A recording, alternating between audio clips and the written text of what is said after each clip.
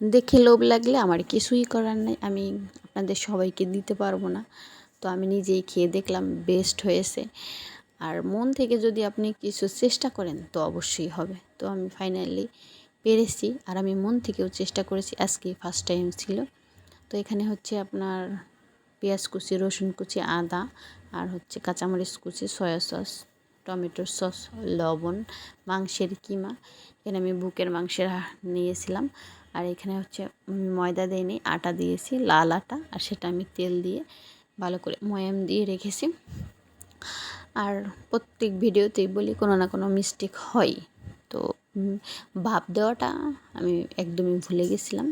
তো কম বেশি সবাই তো আপনারা ভাপ দিতে পারেন। আমি রাইস কুকারের উপরে যে সিদ্ধ করার পাত্রটা থাকে ওটা একটু তেল ব্রাশ করে ওটা দিয়েই আমি হাঁড়ির উপর বসে তারপরে হচ্ছে সিদ্ধ করেছি, এই আর কি।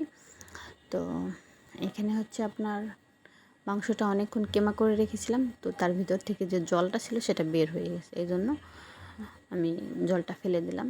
অনেকেই আছে টিস্যু দিয়ে মুছে নেয়, তো এখন আর টিস্যু দিলাম না। তো এখন এগুলোকে আমি ভালো করে মাখাবো। তো এখানে আমি সয়া সস হচ্ছে 1 চামচ 1.5 চামচ দিছি, আর টমেটো সস হচ্ছে পরিমাণ মতো দিলাম। আর মোমোর সবথেকে গুরুত্বপূর্ণ হচ্ছে আপনার লবণ। অনেকেই, আমি তো মনে করছিলাম আমার লবণটা বেশি হয়ে যাবে, কিন্তু এতটা পারফেক্ট হবে বুঝিনি। ওই যে বললাম, মন থেকে যদি কিছু করা হয় তাহলে সেটা একদমই ভালো হয়, মনের মতো হয়। কোনো কোনো সময় হয়তো হয় না, কিন্তু মন থেকে চাইলে হয়। সেটা আমি আজকে বুঝতে পারলাম, এর আগেও বুঝেছেন একবার। তবে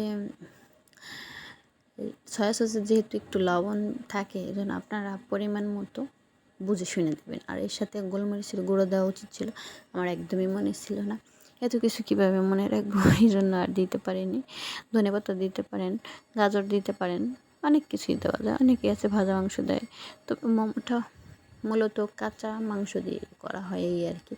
তো আমার ঘরের লোক জানে না, সে তো সুন্দর ভালো করে খেয়েছে। খাওয়ার পরে যখন বলছে যে না, মাংসটা হচ্ছে এইভাবে ম্যারিনেট করে রেখেছিলাম আর এইভাবে ভাপ দিয়ে বানাইছি, তখন বলে আমার আর ভালো লাগতেছে না, কিন্তু খাওয়ার সময় সে দ্রুত সব কিছু খেয়ে নিয়েছে। তো এই যে আমি এই আটাটা এখন ভালো করে ময়াম দিয়ে বেলে নিয়েছি। আর এখানে হচ্ছে আমি কী দিয়েছি, তেলের উপরে সরি এই মানে মাংসের কিমার উপরে একটু সাদা তেল প্যানে গরম করে একটু জিরে দিছি, সেটাই এই মাংসের ভিতর দিয়ে দিলাম। আপনারা চাইলে তেল দিতেও পারেন, নাও দিতে পারেন, তবে তেলটা দিয়ে আমার কাছে অনেকটা ভালো হয়েছে। তো সেটাই আর কি মেখে নিলাম। এখন আমি শেপ দিব।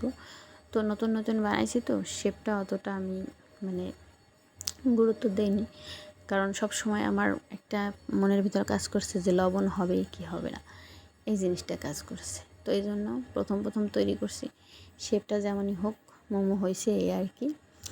আর ঘরে যেহেতু ছোটো বাচ্চা, তো এত সময় নিয়ে মানে করার থাকে না, মনে চায় অনেক কিছু করতে, কিন্তু তাও পেরে উঠি না। এতটুকু পারছি, এটাই আমার কাছে মনে হচ্ছে অনেক কিছু।